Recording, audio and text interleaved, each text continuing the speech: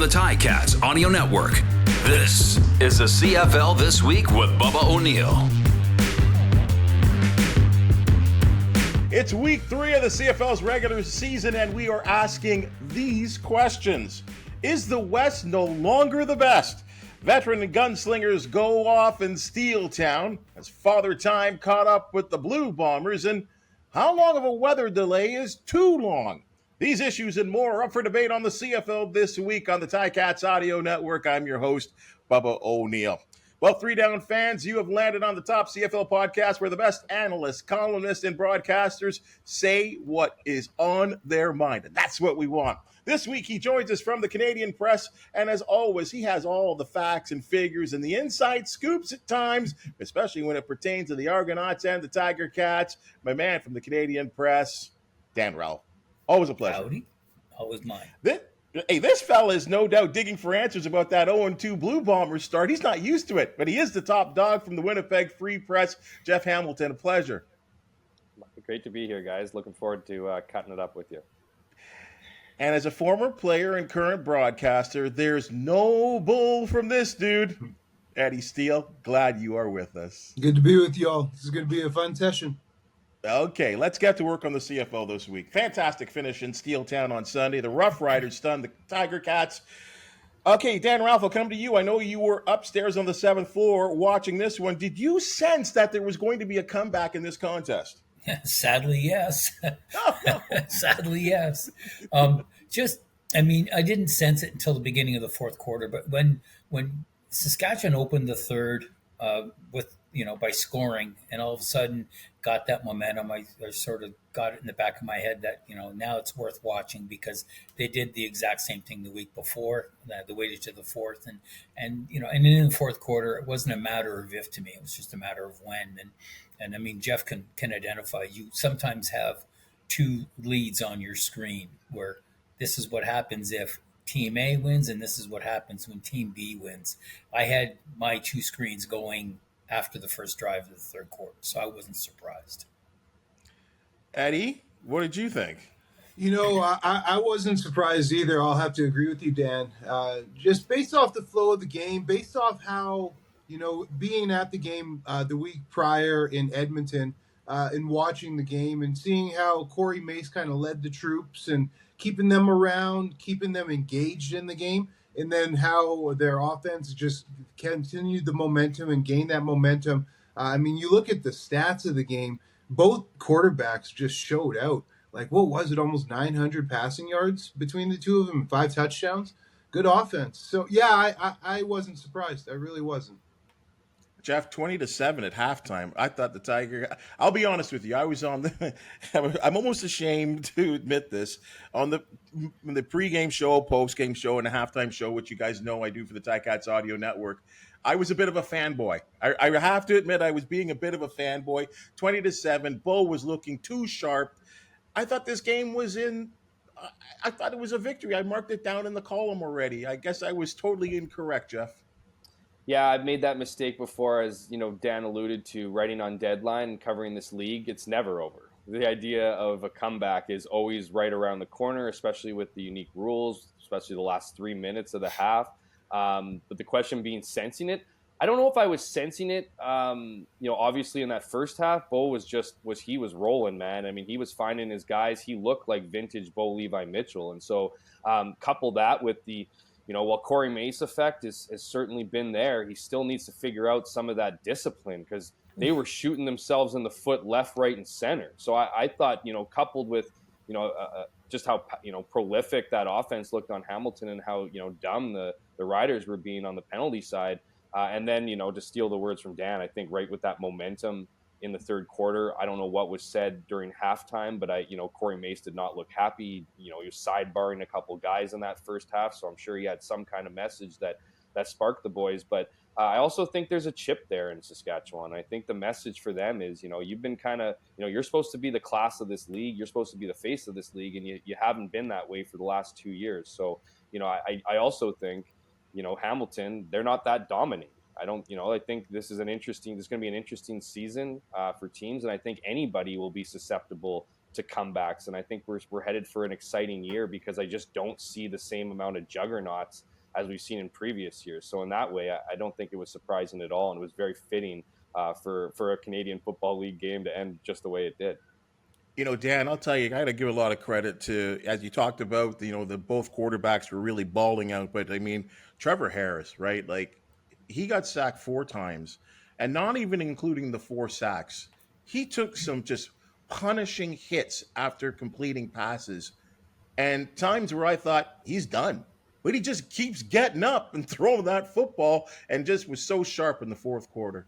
Yeah, he was, and even more so considering they didn't have 2 of their starting receivers come the fourth quarter. I mean, they had lost Bain and Jareth as well, and so we saw Mario Alford in the fourth quarter playing receiver, and yet they still came back and still did everything they could and had to win the game. And you know, um, we talked about the 2 quarterbacks, and even on the game deciding play. I mean, I can't fault Bo for that interception in under a minute left. And so when that happened, you just knew. I mean, Lowther wasn't going to miss. And but yeah, you know what? Full marks to Saskatchewan. Although I'm not sure you want to make that your identity going forward. But the fact that you can and you have, I think, bodes well that no matter, as Jeff said, no matter what you're facing in terms of a deficit in this league, in the last 3 minutes, almost anything is possible. And if you're confident you can overcome adversity and you can hang around long enough to make a play at the end, then good on you. If I may jump in to piggyback too, a little bit on top of what you said there, Dan, with Trevor Harris getting hit and getting back up as a defensive player, when you're in a game and you're seeing your quarterback, your ace out there get hit and get back up, and you guys are fighting it out and you feel that momentum, that goes a long way. And then, like what Jeff has been saying, the Corey Mace effect, that's all part of the big concoction as to why they are staying in games and coming back and winning games. It's not going to be pretty. It doesn't matter how you do it. The fact is they're 2-0, and it's something to talk about. And Jeff, that's a big thing, I think, in Saskatchewan right now. I feel like it's been kind of a dark cloud over that team, over that province, and, some things. And there's definitely, and just talking to Luke Mullender there on the Rough Riders broadcast, no respect to Dickinson, but Corey Mace has brought in a whole new look with that franchise. Yeah, imagine having to live there. I mean, it's a tough sledding. No, I'm kidding. But the Corey Mace, I mean, that's what they needed, right? I mean, Craig Dickinson, bless his heart, great human being, great guy to, I imagine, when he was running the special teams, would be that guy who would be the calming effect to, the head coach's angst or whatever, kind of be the nice guy. Well, in his case, nice guys finished last in Saskatchewan, and he let I'll say it, he let the patients run the asylum in that case. And it was almost too much and it was almost too little too late. If you're not setting the tone right from the beginning, and years go by and you're kind of playing more catch up with, whether it's sitting guys down and criticizing their actions, whatever it is, whatever level of discipline you play, you kind of have to set that message right away. And I think that's what Corey Mace has learned being in Toronto, being in Calgary before that, seeing what successful head coaches look and act like. And so I think for him, it was, and he is a player's coach. He's only 37, 38 years old. So he's very much relatable. He has a staff around him that he trusts, that trust in what he's doing and that are willing to follow him. And I think, while there is some discipline issues still remaining on that roster, that to me looks more like heart and passion and going a little bit too much and trying to reel in some of that excitement rather than guys being pissed off and kind of just going on their own agendas. But that was certainly the thing that he had to come in and fix. That was certainly the thing. And by the thing, I mean the culture and just the attitude of the team overall. That's why you see a lot of new players on the roster, why you saw a lot of guys from previous years, guys who have the stats, guys who have made a name for themselves in this league move on because of those kind of personality clashes. And so I think you're starting to see a new era here with him and just a new understanding, right? A new expectation. And that will be Corey Mace's challenge here as he continue, as he starts his journey as a new head coach, to not only, set that bar, but to maintain that bar. And it's not an easy thing to do when you have so many players and so many feelings and so many, emotions that come out of this league. But he's a guy who seems to be able to capture that. And, it is a small sample size, but it's a promising start for a team that was coming off 7 straight losses their last season. Dan, on the flip side, for the other head coach, Scott Milanovich, not an old coach, but a new coach in Hamilton. And unfortunately for the Tiger Cats, it's kind of a trend that's slow starts. 0-2, 0-3 last year, 0-2 the year before that, 0-3 I think the year before that. Yeah, you got to go back, I think, to 18 since they 19. Didn't start as, or 19. 19 I think they were 3-0. Yeah, so then you're when you're 0 for to start a season, that's a lot of ground to make up. Now, thankfully, you're in the East Division and you can make that up, but. I'll tell you, it's not a nice hole to dig yourself into, and they dug themselves into a hole early against Calgary and came back, and you kind of thought with the comeback in the second half that things had righted a bit, and it sure looked like that after the first half on Sunday. But you gotta when you have the opportunity, you gotta put your foot on an opponent's throat, and you got to leave it there, and you got to push down. You can't let them get back up. And the thing that impressed me about Saskatchewan is they're making their comebacks without a running game. And I'm still waiting for AJ Ouellette to be the AJ Ouellette of old, because he's averaging 2.5 yards a carry. That's not the AJ Ouellette we saw last year. And yet, despite the injuries, despite the absence of a consistent running game, despite their quarterback getting hit and sacks, they're still winning games. And, like I said, I think that bodes well for giving you the confidence that no matter what happens in terms of adversity, you can overcome it. But it's not something I'd want to hang my hat on for 18 weeks. Eddie, because you played the game, for Hamilton perspective, you let a game like that slip. Is the best remedy the fact that you're going to see the same team 7 days later? Yeah, that's as good as it gets. It's very similar to a Labor Day matchup with the rematch a week later. I never had a ton of success in the Labor Day games, be it with Hamilton, with Edmonton, or with Saskatchewan, for that matter of fact. With the rematch, always had a ton of success because you have that bad taste in your mouth. And when you have the opportunity to play the same guy right away, you watch the same film, and it's the same opponent that you're going to be lining up against, typically you come out a little more juiced up. And I wouldn't be surprised at all if Hamilton showed up, had a physical game plan, because I think there was some physicality lacking from the Ticats, and just finish. You really need to finish. As cliche as it is, it was their game for the taking, and they were in the game. They just need to finish the game now, and limit the errors, limit the mistakes. The interception, can't have that at the end. I know it's not all on Bo, but you just can't have it at the end.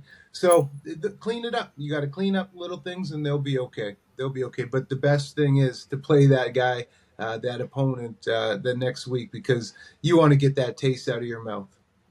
Right back to you, Eddie. Talking about head scratchers, the Winnipeg Blue Bombers. What was that?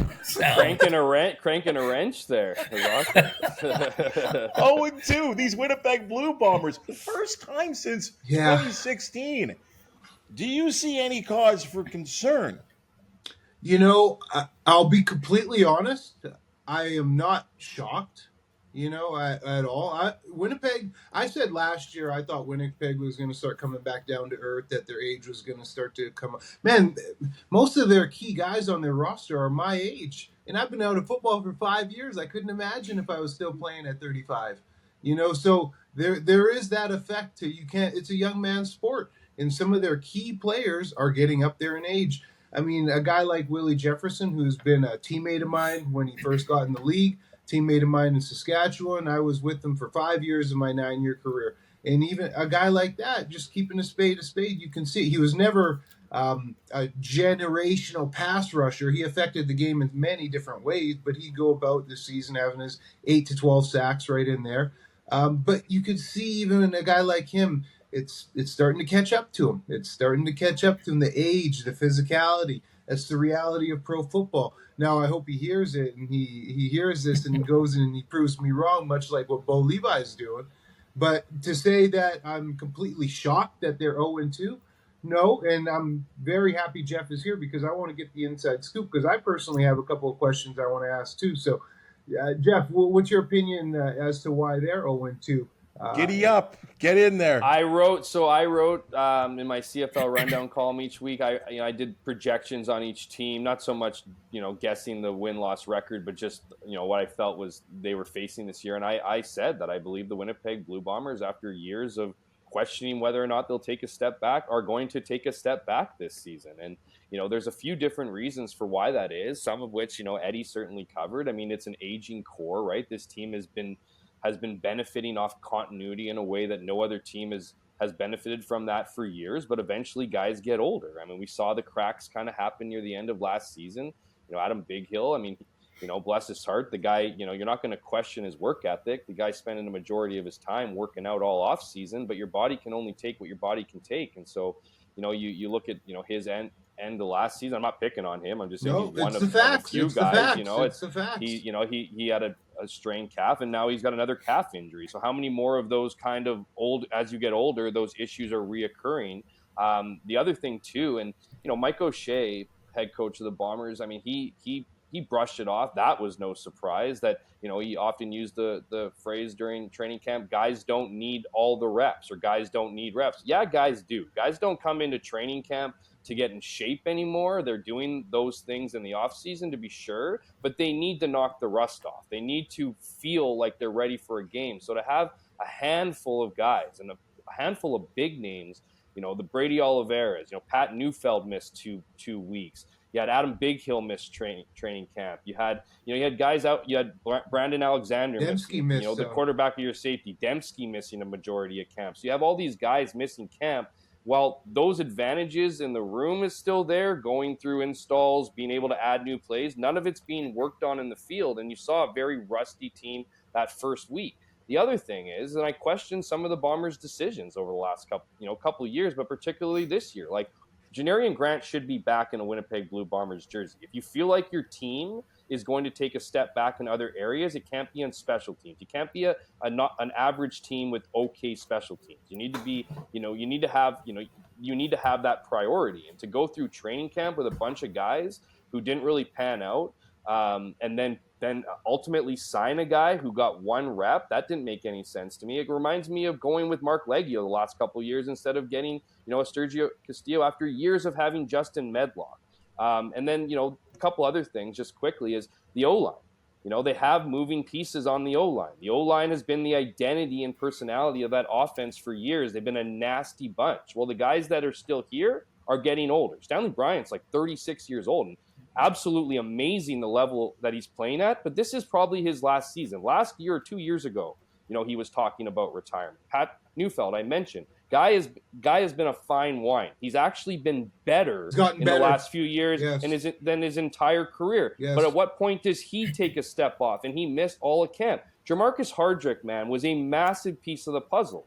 And they decided to go with an elite receiver in Dalton Schoen, bringing him back, signing him to massive money, and then bringing Brady Oliveira back, and then didn't shore up their right tackle position. And no disrespect to Eric Lofton, but he's not even in the same conversation as Jamarcus Hardrick. And then when you add the fact that they didn't bring back Jeff Gray, it's great that you have guys in waiting that have been part of those rooms, but they don't have the same chemistry with that five. And when you had that chemistry that the Winnipeg Blue Bombers had for years, it was an art form.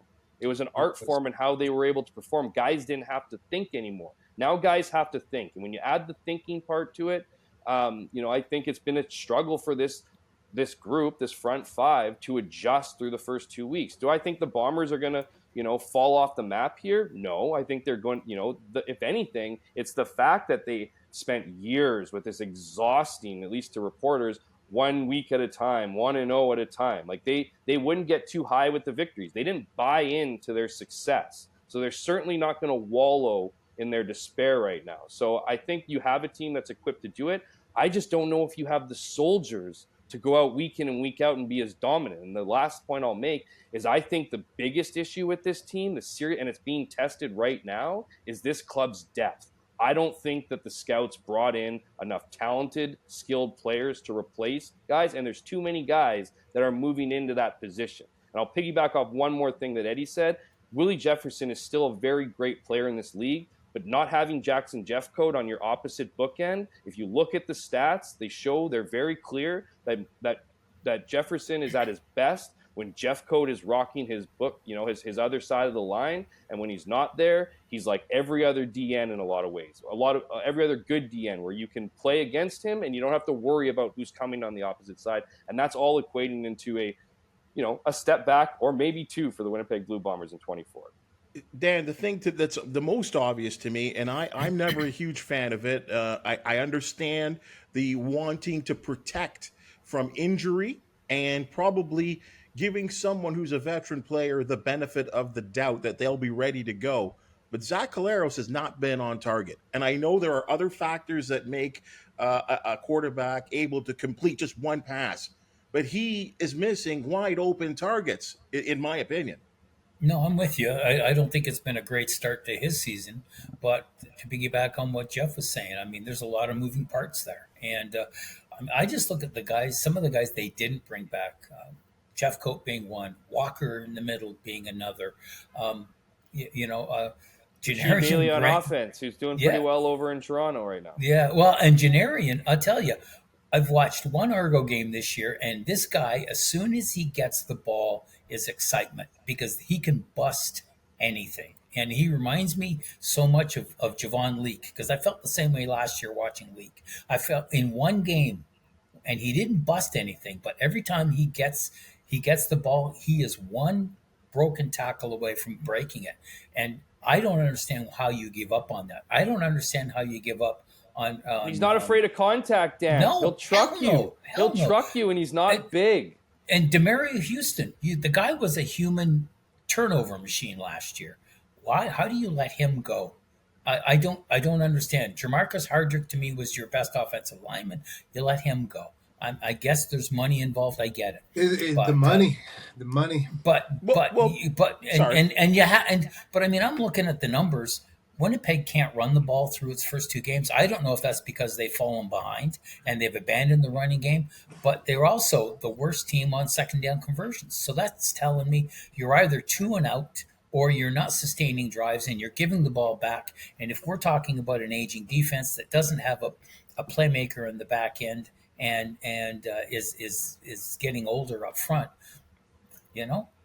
Well, Eddie, let me ask you this, though, because for the better part of a decade, we have praised the Winnipeg Blue Bombers, not as a team, but as a franchise, as their ability to plug and play. You've talked about lots of players that have not been brought back, but it seems like time after time after time, they have got a next guy in waiting. Have they run out of guys? Yeah, as Jeff said, they have. I think their scouting department has let them down. We're so used to the key names that we've heard over the years, the Zach Collaroses, Willie Jefferson, Stanley Bryans, Adam Bighill. Well, the one correlation between them all, they're all aging together. And who's the next guy up? Who's the next young stars on the Bombers that we would know of? Well, it's supposed to be their $200,000 bell cow, and where's he been this year? Is it a leg injury or what, Jeff? Knee. So who knows what's up with that? You're starting running back in a knee injury. The physicality that he plays with is never a good thing. So who knows what's going to happen, how long that's going to be. So if we look at it, the O-line issue, and I love how Jeff said that because that has been the bread and butter. That has been the straw that stirs the drink for that organization through and through, year after year, has been that offensive line. And that has been probably the biggest effect on the team is the changes throughout the offensive line and the turnover. But again, who is next up on this Winnipeg roster? If a Nick Dembski gets hurt, if a Dalton Schoen gets hurt, who's the next young star receiver? Who is the next horse that they have on defense? They have Ford out there who looks really nice at wide corner. But really, who's the next studs that Winnipeg has to plug and play? And that would be for Jeff to answer because their core is all aging. Their core, like I said, is all my age. And that's not a recipe for success. And they've been so dominant for the better part of a decade. But Father Time is undefeated. And who's next? Who is their scouting department found that's next? 2 games down, still 16 to go, though. Let's remind ourselves that, though. Lots. Hey, the Redblacks' home victory over the Bombers was postponed for a better part of an hour with 2:09 left in the fourth quarter due to weather conditions. Now, that was waiting an hour. I think there's a feeling out there from a lot of people. Well, how long is too long? Jeff, you know of a rule that's actually a lot of people don't know in the Canadian Football League that games can actually be called without a return to the field. Yeah, absolutely. So I was at that game. So I was waiting there on deadline with 2:09 remaining as you could see kind of the lightning creeping in. There was a couple different blasts or whatever, and then finally with 2:09 the rain became sideways and they dispersed. And so at that point in time, because it was 2:09 remaining in the fourth quarter, the CFL weather protocol is any point after the 7.5 minute mark of the third quarter, so midway through the third quarter, if a weather delay is called and it lasts for longer than, or if a weather delay is called, it can last for up to an hour long. Anything beyond that, there is nothing. The game gets called. So what happened in this instance was they called the weather delay at 10:15, and then they put on the scoreboard, play will resume at 11:15. Well, they had no idea. They don't have control over Mother Nature. They would have not had the entire thing happen in the first place. So they're just saying that this is they want fans to stay. They want them to, whatever, be there, consume whatever, maybe some of the drinks and concessions. But they say 11:15. Had the weather not cleared up, it did. But had it not, then they would have called the game, and the Ottawa Redblacks would have been victorious. So it would have been an upsetting situation for the Winnipeg Blue Bombers. But they all knew this was part of the rules. Well, actually, some guys didn't. And I think it was brought in, Dan, you might know, I'm not sure, but a few years back, like I've been part, I don't know what it is, but I've been part of so many weather delayed games. I've been part of a few here in Winnipeg. I've been part of one in Edmonton. I've been part of one in Calgary. I've been part of one in Montreal. It seems like wherever I cover a game, Mother Nature doesn't want to cooperate. But it was way back in like 2018 where we waited like 3.5 hours. And it was a massive issue for the players, and particularly the player union, because a lot of guys were sitting in there wondering, okay, like, are we going to go back into the field? And Eddie, I mean, you can speak to this. I've never strapped a pair of pads on, but, to sit that long and then have to, be active for 3.5 hours and then have to go play a 2.5 hour, 3 hour game after that does put your health in doubt. So I think at that time, they kind of came up with some realistic rules that if it gets to a certain point in the game, we can't wait as long, so it becomes a player safety issue for them to call those games. But of course, they don't want to have a game be called if it's in sometime in the first half or even early in the second. Dan, is this a fair rule? Is this the way to set it up? Fair. I'm not sure fair midway through the third quarters, but yeah, I think you have to have something in place. I'm not sure I would make it midway through the third. I think that's still early, and you still got a lot of football to play. I know in football leagues that I've been associated with on an amateur level, we always said you had to play 3 full quarters, and if the game was delayed by weather or put in jeopardy by weather sometime in the fourth, then the result would stand. I've never been involved in a game where the weather made the game in jeopardy in the third quarter. It always seems to be in the fourth. I like the idea of, if you play a certain amount of time and weather comes in, I mean, you can't invariably reschedule and replay.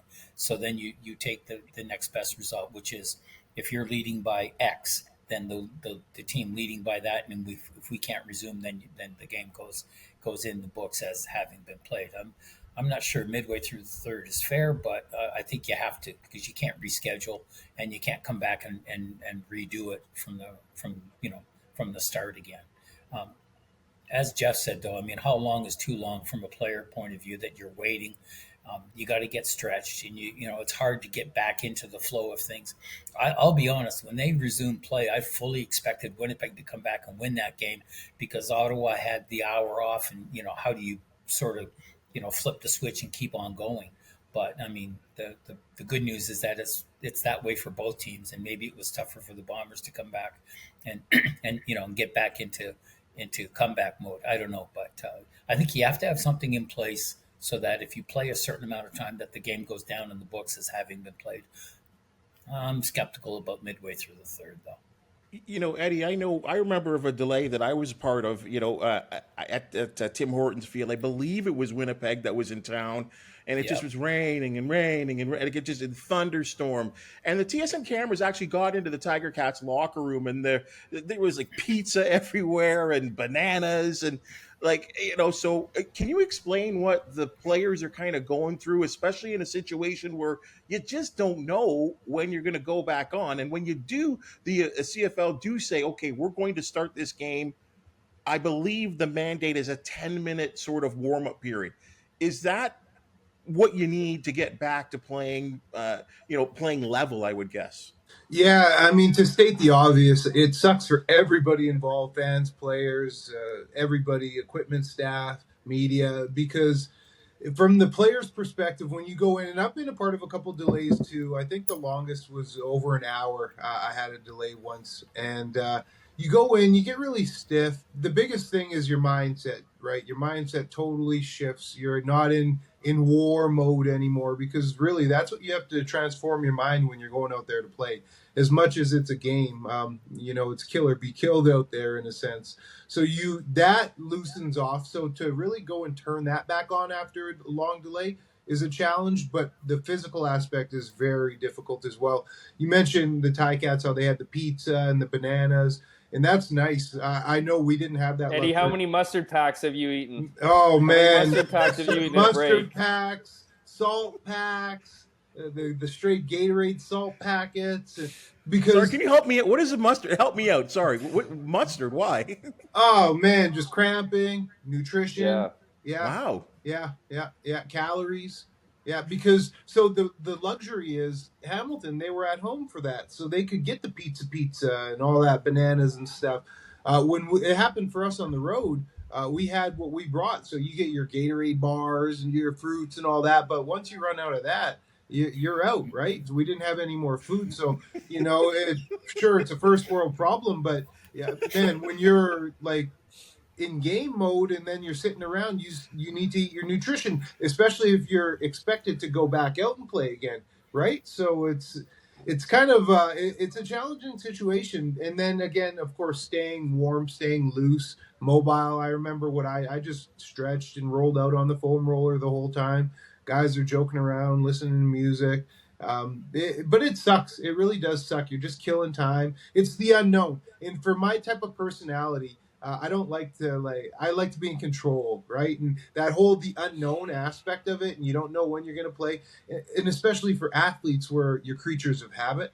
So everything gets thrown out. Your whole routine gets thrown out. So it just feels weird. It's like having that dream where you wake up and you miss the bus to the stadium. It just has that weird feeling, It's kind of a weird off feeling. Final one to you on this, Jeff. I believe the Bombers had 2 possessions. Correct me if I'm wrong here. The way it ended, was that what you expected? I was hoping you'd bring that up. So great host job. I don't understand why you signed Chris Strevler if you don't think you can get 7 yards and 3 runs from him. And I get that the Ottawa Redblacks have a heavy front. I get it. They have a good front. And I also understand that they were banged up in the secondary. But Zach Collaros finished 15 for 33 passing. As you mentioned, second downs have not been good to them. I just don't understand how you can't get in a huddle. And this, I really would love to hear Eddie's take on it, because I maybe be simplifying it, but I tend to simplify these things. I don't think they should be very complicated. Chris Strevler would put his life literally on the line for the Winnipeg Blue Bombers. He would drive pile through for it. How you don't get in as a group, talk about this is the game here, this is the deciding, I don't care what you have left in the tank, whatever you have left, we need it here to push and bully the 7 yards, tells me exactly what we're going to see with the Winnipeg Blue Bombers this year. The fact that they went in the air at first and goal from the 7-yard line and didn't shove it down the Redblacks' throats, a team that's finished bottom of the East the last 2 seasons, it's unforgivable. And I think it is a little bit of it's the Buck Pierce has dodged criticism since taking over the offensive coordinator job in 2020 technically, but 2021, and got them the Grey Cup in his first year, and had besides a couple underwhelming performances in the Grey Cup. Where was the creativity the entire game? I get it that you didn't have Brady Oliveira. You ran Johnny Augustine 7 times. Where was the Nick Dembski mixes in? Where was the Chris Strebler? Like, they needed energy. And it just, to me, that last drive, and particularly those last 3 plays, 2 ditch efforts at the end zone and then getting sacked, pretty much summed up the lack of creativity in the entire game. When I believe they should have brought, and I hate being that guy who comes out and telling coordinators what to do. Like, I think it's ridiculous that I even have that platform. But I do think it's equally as ridiculous that a Chris Strebler wouldn't come in that situation, and at the very least try to get you a few yards, because we all know the difference between 1st and 7 and 2nd and 3 and 2. It's a whole different playbook. Your options are endless, way more than 7 yards, and the fact that they spent the first 2 opportunities in that drive trying to go for the end zone with a pass just summed up the game for me in Winnipeg. Eddie, go ahead. Yeah, I mean, Jeff, I love where you're going with it, man. It's the truth. That it sums it up enough. Why are we throwing it? You can't bang it in from 7 yards out. And at the end of the day, the way I look at it, it's mano-y-mano. I've been on the side of the ball where you get it run down your throat, and I've been on the side of the ball where you're shoving it down the offensive throat. And it takes me back really to last year watching the Elks and the Riders week 1. And the Elks had 3 opportunities from the 1 yard line to score a touchdown to win the game. You're telling me you get stuffed 3 times and their defense is off of the ball by a yard? That's all I need to know. That tells me all I need to know. So much like what Jeff said, I don't know if it's the lack of the horses, the lack of trust in the horses, because Zach Collaros has been very off. He's just missing targets, like you said, Bubba. And what's with the play calling? What are we doing here, fellas? You got Strevy, who's essentially he's a running back, a glorified running back there when he has the rock, because he trucks people. Lay it in his hands. Let him go and do some work. Trust the players. But that wasn't the case. Dan Ralph, the East, they're 4-2 versus the West. I mean, this is never the trend. It doesn't ever seem to be this way. It's always the West, the best, the East kind of following. But with the exception of the Tiger Cats' 2 losses to Calgary and the Rough Riders, the East teams are doing a good job. Your thoughts? Surprised? Yeah, I am. But it's early, and I'm not going to. I don't know. Maybe I'm old school. I don't start thinking about these things until September. To me, we're going to give the first half of the season for this trend to play itself out. But it's been one where the West has held the advantage, and the East. I mean, Eastern teams haven't gone to BC yet. That's always a tough trip. BC's come out here. So, I mean, it's nice, but it's early. I'll be honest with you, before you even mentioned it, it hadn't even crossed my mind yet. So I'm probably not the best person to ask about this. Jeff, any thoughts of this? I mean, I know it is early. There's no doubt about it, but it's rarely this. It's rarely 4-1 or 4-2 in this. It's fashion. About time, Bubba. Yes. It's about time, and even if it's a short sample size, it's about time. I'm glad that we're talking about the East kind of coming up to it, because the fact of the matter is, and it's been mentioned a couple times in our conversation here, that you're lucky to be in the East, and that was the case. You were lucky to be in the East. You were capable in some ways hosting a playoff game with a lesser record in the East than the 4th place team in the West. So it's there certainly has been a lopsided situation in favor of the West. I'd also say this: I don't think it has anything to do with the East teams being better. I think it's got to do with the West teams taking a bit of a dip. I think this year is going to be a very, as I mentioned off the top, a very unique season. I don't think there's any juggernaut at this case. I don't think there's any league bully. There's no, Winnipeg Blue Bombers team the last 5 years and the Calgary Stampeders for 10 years before that. There's no team I think that anyone gets overly worried about. I mean, the Bombers have been so successful that now the league hates them, right? Nobody don't like Winnipeg anymore, right? And so it's not about fearing them. Now it's about knocking them off their pedestal, right? And so you look at Winnipeg and BC, I think both teams, when you look at their roster moves, are going to take a little bit of a dip. I don't think BC's as good as they were last year. I don't think Winnipeg's going to be as good as they were last year. I think the Saskatchewan Roughriders are better than they were last year, obviously. The Stampeders, I like their defense. I think they're going to be a better team than they were last year.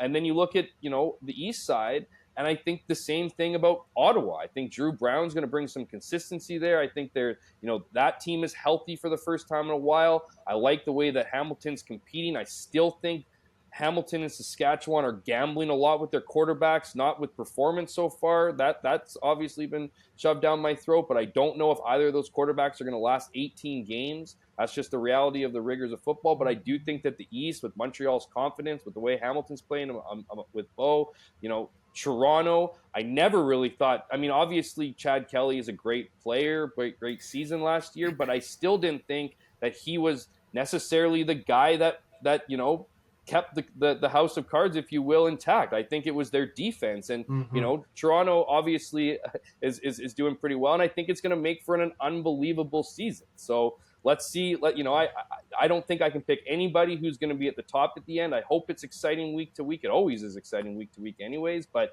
this way, I think this is we're setting up for who knows. I think it's anyone's game, I guess, is my point in that big line. Well, Eddie, isn't this what we want? I mean, the word used by the National Football League is parity. And on any given Sunday, or I guess in this case, Thursday, Friday, Saturday, or Sunday, that a win can happen in the CFL. Isn't this what we want?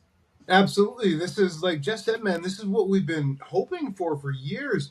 We've talked a lot about Winnipeg and some regression there. And, I'll be completely transparent. Being a Winnipeg kid, I'm a bit of a hometown hater because the 2 times I had an opportunity to negotiate as a free agent, they lowballed me by 40K from the next offers I would get because they wanted me to take a home team discount. So I got a little hate in me. So I like seeing this regression. I respect greatness. I do. I respect it. And it was awesome to see what they've done. But to see them come back down to earth and the parity throughout the league is a good thing. People don't fear them when they show up to their barn anymore. BC and Calgary, that game just proved to me that it's evenly matched playing field this year. Montreal going to Winnipeg, evenly matched playing field. Anybody can beat anybody this year, and we say that in football all the time. But I truly feel at this point, and it's early, but it gives these teams in the East, the Ottawas, the Montreals, even though Montreal's defending champs, the hope and the optimism that literally it's a wide open playing field. And Ottawa's not staring down the barrel of a 0-10 start here. Dan, let me throw this to you. And you just said it, Eddie, but I'll expand on this slightly. I don't know what I'm getting a sense from talking to different people around the country about the Montreal Alouettes. Last time I checked, they're the defending Grey Cup champions. But no one wants to think of them as defending Grey Cup champions. Are you getting that feeling? No. It's their starting quarterback. Oh! I you know what? In my mind, they were the team to beat in the East just because they're the defending champion, and they've got a lot of the parts back that were very, very influential in their winning last year.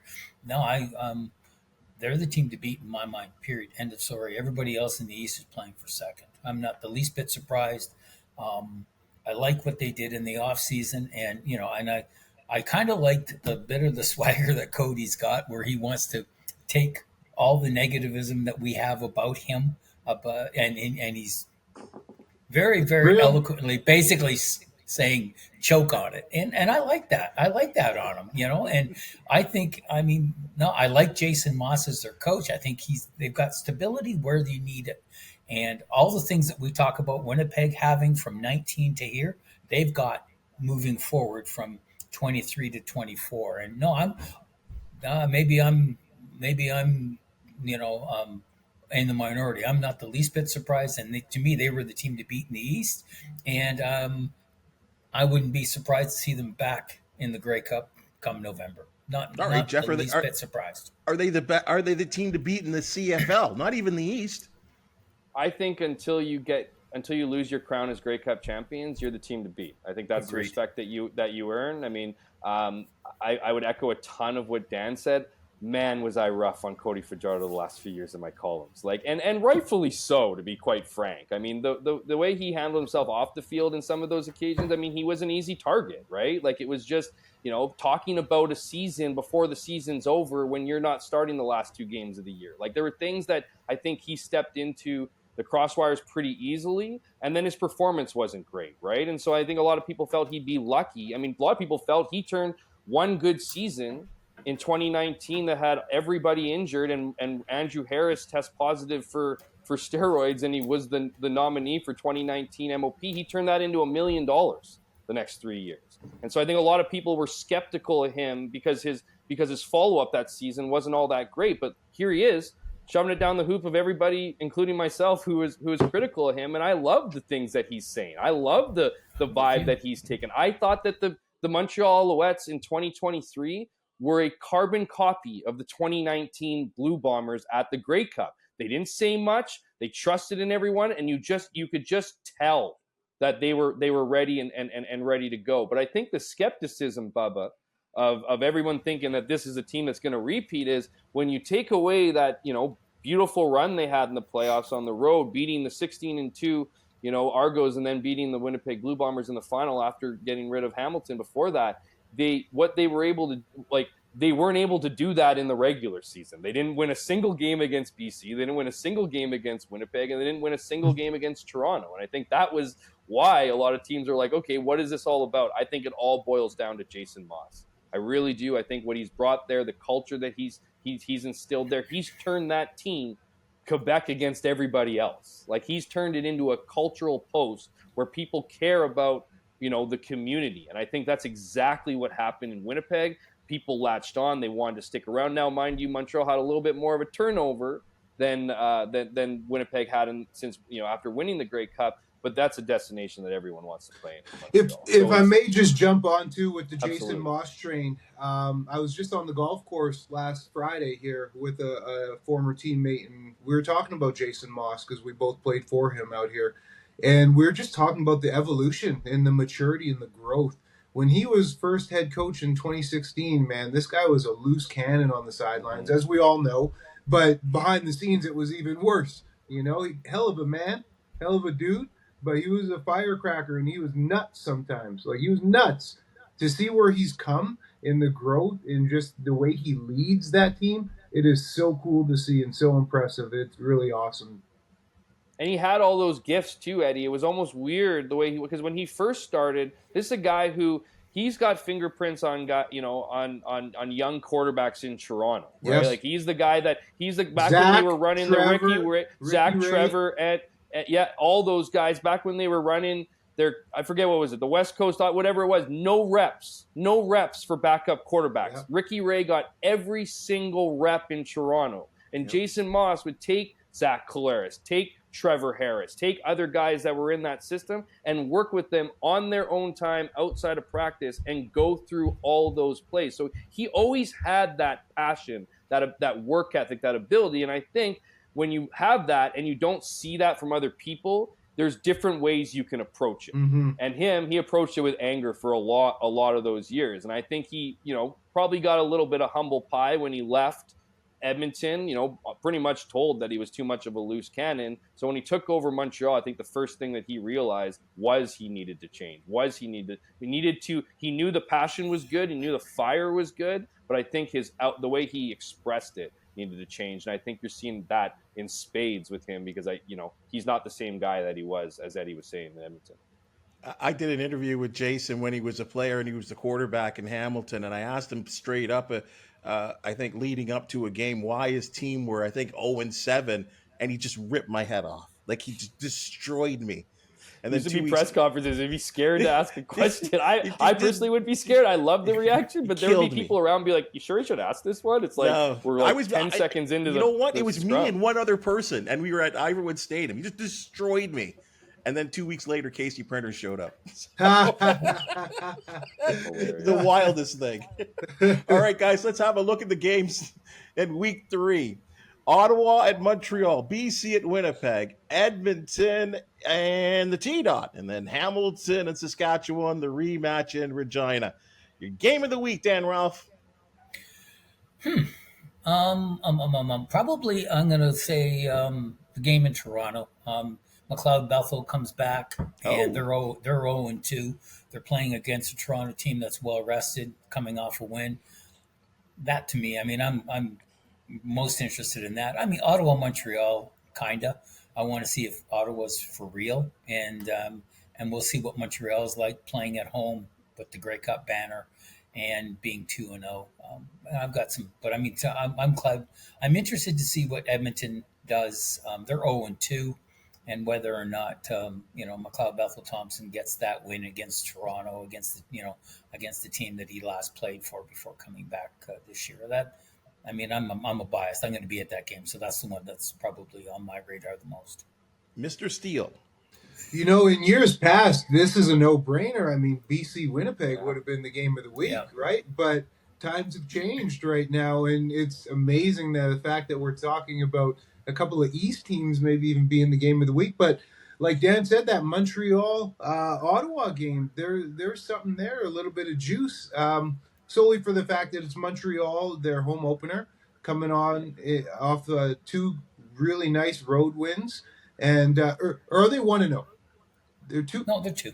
2-0. Yeah, 2-0. And so they're opening up at home, and Ottawa coming off of the win there. So see what they have.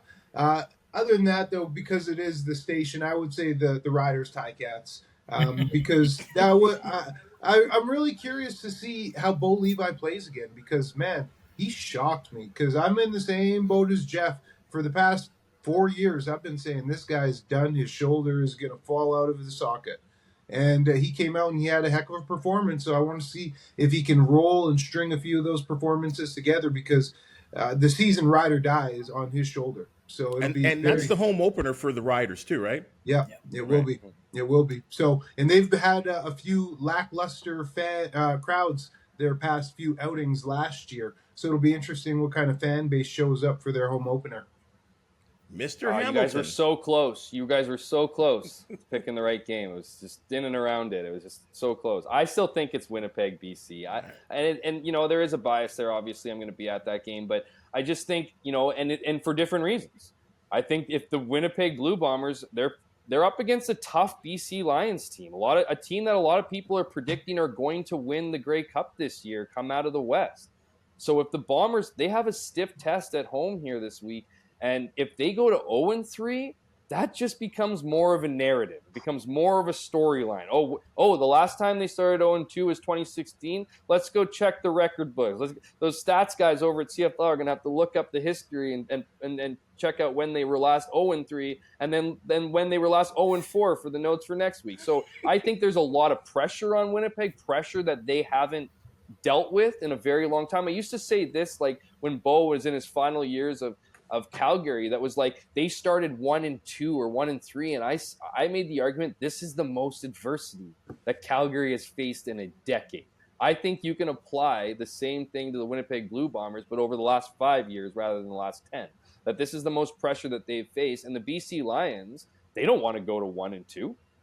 That's another. So one of those good West teams is going to have might both have a bad record at the end of it, but. That's a tough one for me. The other one that gives me a little bit, I mean, I think all the games are great, but the other one that gives me intrigue is I'd love to see what Ottawa is all about this year. I have a lot of time for Drew Brown.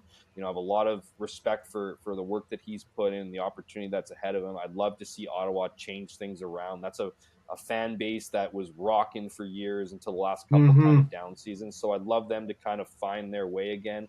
I got a ton of respect for Bobby Dice, fellow Winnipegger, obviously, Eddie. Would love to see them kind of turn things around after some dismal seasons. So if they can roll some of that momentum from a win over the Bombers into a tough place to play in Montreal, I think that'd be an awesome start for sure for them. Well, one of the things I love so much about this podcast is the fact that we get to talk to people like you guys. And Jeff, I got to ask you one little question here before we check out here. because you're in the prime market, what has been for CFL football for maybe a better part of a decade. How is the Winnipeg community right now? Is it panic mode right now? Could they see this coming? What's the mood of the Winnipeg sports fan right now about the Blue Bombers? I don't think Zach Collaros had thrown a pass in preseason, and they were calling for Drew Brown to be the starter. This team felt like the loss in preseason did not go over well with the fan base. So they were 0-2 in the preseason as well. And so after that first loss, oh man, throw out everybody. Everybody's got to get traded. The expectation has become so high in this city that, and the expectation was already incredibly high after the first couple years. Like after the 2021 season, if the Bombers didn't win by at least a touchdown or 10 points, they were not happy. And to the point where the players, this is even crazier, the players, when they win now, feel more a sense of relief than they do of pure joy because of the and you'll hear them say that. That is what happens when you have, that's wild. As Eddie said, greatness follow you for that long. The expectation is that high. So needless to say, fans are still very appreciative of what they've seen over the last X amount of years, but they are definitely reaching towards the panic button in a way we haven't seen for years. Outstanding show, guys. Great show, fellas. Jeff, or viewers or listeners, they want to battle back with you on social media at least. Where can they find you? You can find me on social media on X, I guess, at Jeff K. Hamilton. That's where you'll find me if you want to. And Jeff.Hamilton at WinnipegFreePress.com if you really want to get into it. I always spam him about it. Yeah, bring it. Tell me about all your wrong takes. Just kidding. I can admit when I'm wrong. Everyone, the once or twice it's happened.